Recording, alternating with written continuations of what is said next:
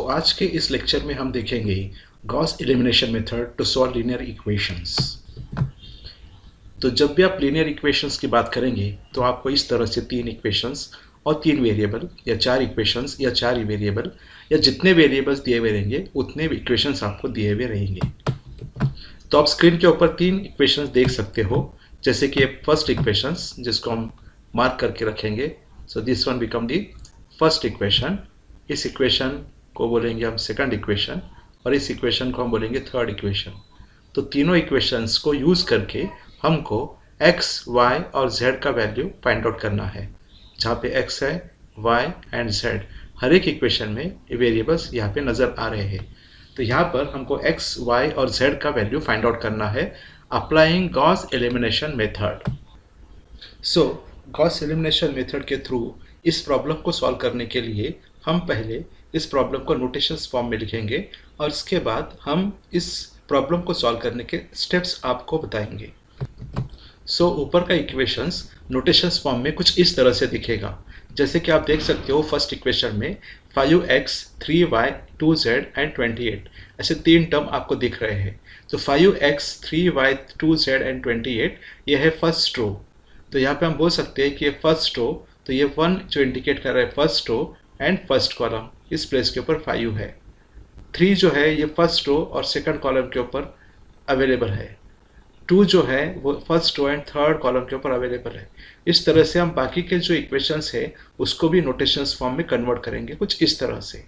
तो यहाँ पर आप देख सकते हो सेकंड इक्वेशन में आप देखेंगे a21, a22, a23 and b2 are the notation form terms. And third equation में आप देख सकते हो a31, a32 and a33 and b3 are the notation form terms. So हम अब गॉस एलिमिनेशन मेथड के थ्रू साइमल्टेनियस इक्वेशंस को कैसे सॉल्व करते हैं उसके स्टेप्स देखेंगे। तो जब भी हम गॉस एलिमिनेशन मेथड अप्लाई करेंगे तो ये मेथड दो अलग अलग फेजेस में वर्क करता है। पहला फेज होता है जिसको हम बोलते हैं एलिमिनेशन फेज और दूसरा फेज होता है जिसको हम बोलते हैं बैकवर्ड सब्स्टिट्यूशन फेज।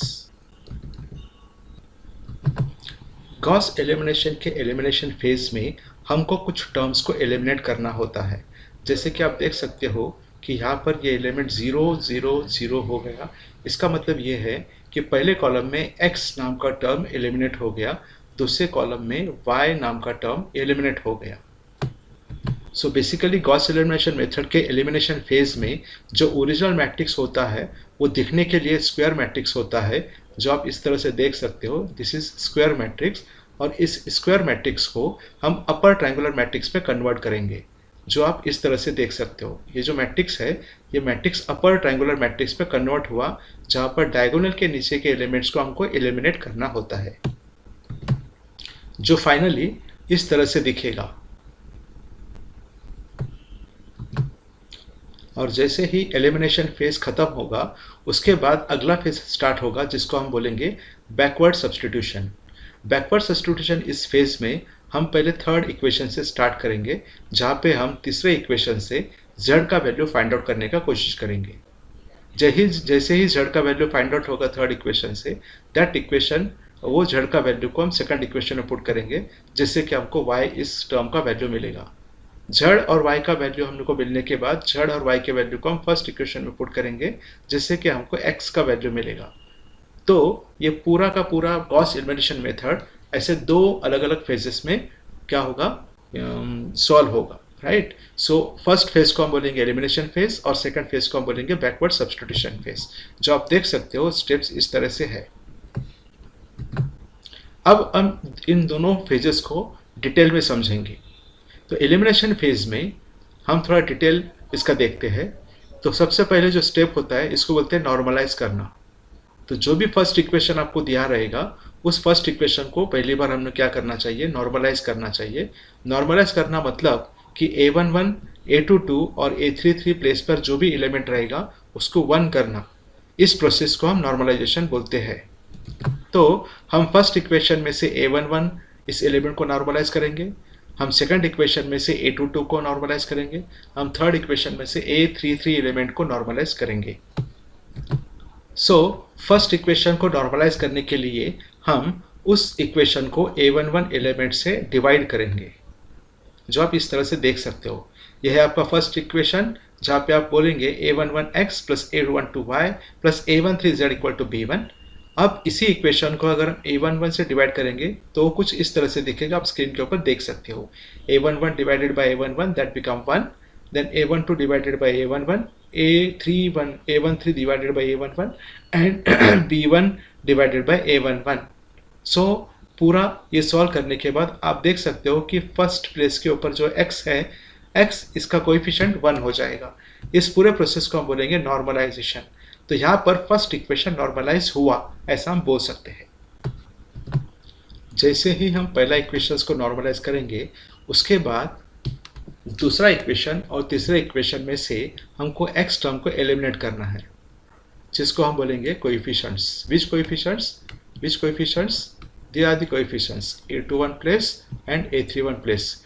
इन दोनों टर्म्स को हमको क्या करना है? जीरो करना है, राइट। सो हम देख सकते हैं using the above normalised equation 1 we have to make a21 and a31 element from equation 2 and 3 equal to 0। मतलब कि इसको एलिमिनेट करना है हमको। ये करने के लिए आप दो स्टेप्स आप देख सकते हो, जिसको हम इस तरह से पढ़ सकते हैं। Subtract from equation 2 a21 times the normalised first equation. तो जब भी हम सेकंड इक्वेशन में से और थर्ड इक्वेशन में से x टर्म को नॉर्मलाइज करेंगे, या नॉर्मलाइज नहीं, सब्सट्रैक्ट के जीरो लेने का कोशिश करेंगे या इसको एलिमिनेट करने का कोशिश करेंगे, तब हम इक्वेशन फर्स्ट को ही यूज करेंगे, बिकॉज करंटली फर्स्ट इक्वेशन ये नॉर्मलाइज इक्वेशन है। तो जो इक्वेशन जिस पर्टिकुलर टाइम पर नॉर्मलाइज रहेगा, उस इक्वेशन को यूज करके बाकी के इक्वेशंस में से बाकी के जो वेरिएबल्स है, वो वेरिएबल्स को हम जीरो करेंगे या इसको एलिमिनेट करेंगे। ये बात बहुत ज़्यादा इम्पॉर्टेंट है। उसी तरह से हम पढ़ सकते हैं subtract from equation 3 a31 times the normalised first equation. तो यहाँ पर हम x टर्म को सेकंड इक्वेशन में से और थर्ड इक्वेशन में से एलिमिनेट करने के लिए ये स्टेप्स अप्लाई करेंगे। थर्ड इक्वेशन में से y इस टर्म को एलिमिनेट करने के लिए हम सेकंड इक्वेशन में से a22 इस टर्म को नॉर्मलाइज करेंगे। तो सेकंड इक्वेशन को नॉर्मलाइज करने के लिए हम सेकंड इक्वेशन को a22 इस एलिमेंट से डिवाइड करेंगे। तो सेकंड इक्वेशन हमको इस तरह से दिख रहा है, जो हमने लास्ट स्टेप में फाइंड आउट किया। तो सेकंड इक्वेशन को नॉर्मलाइज करने के लिए हम पूरे इक्वेशन को a22 इस टर्म से डिवाइड करेंगे, जिससे कि y ये टर्म क्या होगा? 1 होगा। तो किसी भी गिवन पॉइंट ऑफ टाइम पर अगर हम a11, a22 और a33 एलिमेंट्स को 1 करेंगे, तो इस प्रोसेस को हम नॉर्मलाइजेशन बोलते हैं। तो इस वक्त जो नॉर्मलाइज इक्वेशन है वो सेकंड इक्वेशन है। इस सेकंड इक्वेशन को यूज करके हम थर्ड इक्वेशन में से y टर्म को एलिमिनेट करेंगे, जिससे कि पूरा का पूरा इक्वेशंस अपर ट्रायंगुलर मैट्रिसेस में कन्वर्ट होगा। इस पूरे फेज को हम एलिमिनेशन फेज बोलते हैं।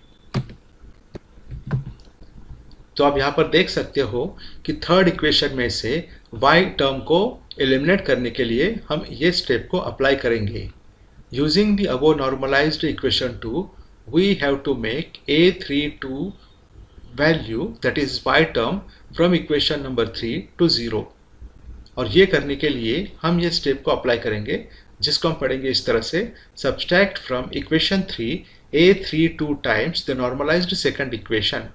और इसको लिखते वक्त हम इस तरह से लिखेंगे equation 3 minus a32 times the normalised equation 2, जिससे कि आपका पूरा सिस्टम ऑफ इक्वेशन इस तरह से अपर ट्रायंगुलर मैट्रिसेस में कन्वर्ट होगा। इस पूरे फेज को हम बोलेंगे एलिमिनेशन फेज। एक बार एलिमिनेशन फेज खत्म हो गया, इसके बाद बैकवर्ड सब्स्टिट्यूशन फेज स्टार्ट हो जाएगा। इन बैकवर्ड सब्स्टिट्यूशन हम थर्ड इक्वेशन को यूज करके z का वैल्यू फाइंड आउट करेंगे। आप इजीली देख सकते हो यहाँ पे a33 z equal to b3 लिया है, तो z equal to b3 divided by a33 होगा, और जो भी वैल्यू आएगा that will be become the value for z। इसी z के वैल्यू को हम सेकंड इक्वेशन में पुट करेंगे, जिससे कि हमको y का वैल्यू फाइंड आउट होगा। तो आप देख सकते हो ये सेकंड इक्वेशन है, यहाँ पे हमने z का वैल्यू को पुटअप किया, तो ये पूरा का पूरा टर्म हम इस तरफ लाएंगे इस तरह से। तो यहाँ पे अब बनेगा b2 minus a23z and whole divided by a22। It is in multiplication, on this side it will come and it will become division. इस तरह से हमको y का वैल्यू मिलेगा। उसी तरह से x और y का वैल्यू एक बार फाइंड आउट हो गया तो हम इसको थर्ड इक्वेशन में पुट करेंगे, not third equation, first equation में पुट करेंगे, जिससे कि हमको x का वैल्यू फाइंड आउट होगा। इस तरह से पूरा प्रोसेस करने के लिए हम z का वैल्यू पहले फाइंड आउट करेंगे, उसके बाद y का वैल्यू फाइंड आउट करेंगे, और z और y का वैल्यू को इक्वेशन नंबर 1 में पुट अप करके हम x का वैल्यू फाइंड आउट कर सकते हैं। ये हो गया इसका पूरा प्रोसेस, जहाँ पे आप देख सकते हो कि it has 2 phases, elimination phase and backward substitution phase. पूरा प्रोसेस समझने के लिए हम एक एग्जाम्पल को सॉल्व करेंगे। तो आप देख सकते हो एग्जाम्पल में 5x + 3y + 2z = 28, 3x + 6y + 2z = 36, 4x + 2y + 5z = 31, इस तरह से 3 इक्वेशन दिए हुए हैं, जहाँ पर हमको x, y और z के वैल्यू को फाइंड आउट करना है यूजिंग गॉस एलिमिनेशन मेथड। तो इस सेट ऑफ इक्वेशन को सॉल्व करने के लिए जो पहला स्टेप है, जो आपने देखा था ऊपर, इसको हम बोलते हैं to make the normalisation to the first equation.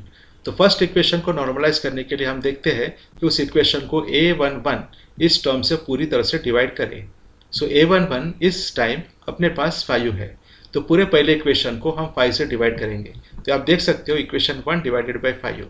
तो जब इक्वेशन दिखेगा तो इस तरह से कुछ दिखेगा, 5 / 5, 3 / 5, 2 / 5 and 28 / 5. So this 5 / 5, 3 / 5, 2 / 5 and 28 / 5. इसके वजह से ये जो 5 / 5 है, ये क्या होगा, 1 होगा। इसी का मतलब ये होगा कि फर्स्ट इक्वेशन क्या हो रहा है, नॉर्मलाइज हो रहा है। एक बार ये फर्स्ट इक्वेशन नॉर्मलाइज हो गया, तब हम सेकंड इक्वेशन में से x टर्म और थर्ड इक्वेशन में से x टर्म को एलिमिनेट करेंगे, जिसको हम बोलते हैं एलिमिनेशन फेज। तो आप देख सकते हो कि ये जो सेट ऑफ इक्वेशन है, इसमें पहला इक्वेशन जो है नॉर्मलाइज इक्वेशन है, क्योंकि यहाँ पर फर्स्ट प्लेस के ऊपर जिसको हम a11 बोलते हैं, ये कितना हो गया, 1 हो गया। बाकी पूरे एलिमेंट्स अफेक्ट हो गए। अब इस फर्स्ट इक्वेशन को यूज करके हम सेकंड इक्वेशन में से x टर्म और थर्ड इक्वेशन में से x टर्म को एलिमिनेट करेंगे। एलिमिनेट करने के लिए हम कुछ इस तरह से बोल सकते हैं कि equation 2 minus a21 times multiply by normalized equation 1, that is equation 2 minus 3 multiply by normalized equation 1। तो हम देख सकते हैं 3 किस तरह से आ गया इधर, 3 हम a21 इस प्लेस का एलिमेंट है, जो आप देख सकते हो इस जगह पर 3 है, a21 इस प्लेस का element, this 3 is the element a21 place का एलिमेंट। उसी तरह से हम ये पढ़ेंगे तीसरा इक्वेशन में से कैसे एलिमिनेट करना है। तो equation 3 minus a31 multiply by normalised first equation, इसी को हम बोल सकते हैं इक्वेशन 3 में से 4 times multiply by normalised first equation को माइनस करना। 4 टाइम्स मतलब कि कौन सा टर्म, a31 टर्म 4 टाइम्स मतलब 4 multiply by normalised first equation, इससे कि ये टर्म क्या होगा, 0 होगा। सो अगले स्टेप में आप देख सकते हो यहाँ पे कि इक्वेशन 2 में क्या है इधर, 3 minus how many times, 3 times, और नॉर्मलाइज्ड फर्स्ट इक्वेशन मतलब कितना होगा ये, 1।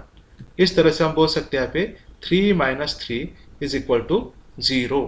तो ये 0 किससे मिला हमको, इस जगह से मिला, यही जगह हमको 0 मिला। उसी तरह से यहाँ का 0 किस तरह से मिला हमको, इस तरह से। यहाँ पे इक्वेशन 3 है, इक्वेशन 3 में क्या वैल्यू है अपने पास, 4 माइनस हम इक्वेशन 3 को 4 से क्या करेंगे, मल्टीप्लाई करेंगे, 4 multiply by normalise first equation मतलब 1, इसलिए से हम बोल सकते हैं 4 minus 4 that will become how much, it is become 0। इसलिए यहाँ पर क्या आ गया, 0 आ गया। मतलब क्या हो सकता है कि पहला सेट ऑफ इक्वेशन में से हमने x इस टर्म को एलिमिनेट किया। एक बार x का टर्म सेकंड इक्वेशन में से और थर्ड इक्वेशन में से एलिमिनेट होने के बाद हम शिफ्ट करेंगे y टर्म के ऊपर। अब y टर्म हमको कहाँ से एलिमिनेट करना है, इस जगह से एलिमिनेट करना है। तो y टर्म एलिमिनेट करने के लिए हम सेकंड इक्वेशन में से a22 इस टर्म को क्या करेंगे, नॉर्मलाइज करेंगे।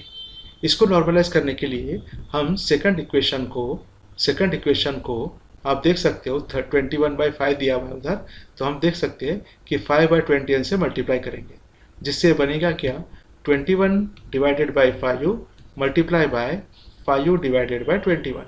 So this 5 get cancel and this 21 and 21 get cancel and that becomes 1। इस तरह से यहाँ पर क्या आने का चांस होगा, 1 आने का चांस होगा। इसी प्रोसेस को हम बोलते हैं कि second equation is become normalised. और साइमल्टेनियसली सेम ऑपरेशन हमको इस टर्म के ऊपर और इस बी टर्म के ऊपर भी अप्लाई करना है। तो आप देख सकते हो कि सेकंड इक्वेशन नॉर्मलाइज करने के लिए हम ऑपरेशन इस तरह से अप्लाई करेंगे, normalise the equation 2 by dividing it by a22 elements. इस केस में a22 एलिमेंट्स क्या है, 21/5। तो हम क्या करेंगे, इस इक्वेशन को 5/21 से डिवाइड करेंगे या मल्टीप्लाई करेंगे, जिससे कि हमको यहाँ क्या मिलेगा, 1 मिलेगा। तो अगले सेट ऑफ इक्वेशन में आप देख सकते हो कि सेकंड इक्वेशन नॉर्मलाइज हुआ, इसका मतलब है कि 1 यहाँ पे आ गया और साइमल्टेनियसली बाकी के जो टर्म्स है वो भी क्या हो गए, अफेक्ट हो गए, because we have applied the same steps to all the terms. तो जैसे ही सेकंड इक्वेशन नॉर्मलाइज हो जाएगा, इसके नीचे जो y टर्म है, जो थर्ड इक्वेशन में, इसको हमको क्या करना है, एलिमिनेट करना है, मतलब यहाँ पे क्या करना है, हमको 0 लाना है। तो इसके लिए अपने एलिमिनेशन फेज का एक स्टेप है जिसको बोलेंगे eliminate from the equation 3 y variable term, and it can be done by equation 3 minus a32 times. a32 मतलब कि ये -2/5 एलिमेंट, राइट। इतने टाइम्स हम नॉर्मलाइज सेकंड इक्वेशन को माइनस करेंगे इक्वेशन थर्ड में से। तो जिसको हम इस तरह से बोल सकते हैं, equation 3 minus of 2/5 multiply by normalised second equation. जैसे ही हम ये अप्लाई करेंगे मेथड, या ये ऑपरेशन जब हम अप्लाई करेंगे थर्ड इक्वेशन के ऊपर, तो थर्ड इक्वेशन हमको कन्वर्ट होकर इस तरह से दिखेगा। How this can be done here, can you see this 1 0 here, how this 0 comes here, this is equation 3। Equation 3 में क्या है, इधर -2/5 कहाँ से आया, ये इस जगह से आया, and this minus sign, and here it is minus sign, in bracket you can have -2/5 and bracket close, and this become 2/5 and then plus 2/5. So -2/5 and plus 2/5 it becomes 0. So like this it becomes the 0 term. So here this term is get eliminated. So how this 73/21 comes here? It is because of this operation on this third equation. तो third equation में क्या दिया हुआ है हमको, third equation, यहाँ पे third equation है, थर्ड इक्वेशन में हम बोलेंगे 17/5, ये माइनस का साइन आ गया इधर, and this is minus of 2/5 and multiply by normalised second equation. मतलब नॉर्मलाइज सेकंड इक्वेशन पे इस प्लेस के कौन सा एलिमेंट है, 4/21। So you have here 4/21 something like this, right. So ये हो गया आपका इक्वेशन का फॉर्मुलेशन, राइट। सो इसको सॉल्व करने के लिए हम कैसे सॉल्व करेंगे, इसको फिर से रिसॉल्व करो, तो आपको इक्वेशन में कुछ वैल्यूज इस तरह से मिलेंगे। तो 17/5 minus this 2 into 4, that is become 8 divided by this 5 into this, how much it is this, it is 21, right? So 21 into 5, so that becomes 105, and this is equal to 17 divided by 5 plus 8 divided by 105, and by applying some cross multiplication readjustments you will get here 73 divided by 21. So this 73 divided by 21 comes from that, and in similar way you can have here 73/7. How you will get this one here? इसी तरह से हम इस 73/7 को भी हम calculate कर सकते हैं। एक इस तरह से आया, ये तीसरे इक्वेशन में से हम नॉर्मलाइज सेकंड इक्वेशन को माइनस करेंगे कितने टाइम्स, -2/5 टाइम्स, जो यहाँ पे दिख रहा है आपको। सो यहाँ पे आप देखेंगे 43 divided by 5 minus then minus of 2/5 and then multiply by equation 2। उस प्लेस का इक्वेशन 2 का मीनिंग कितना है, 32/7। Then you can solve this problem.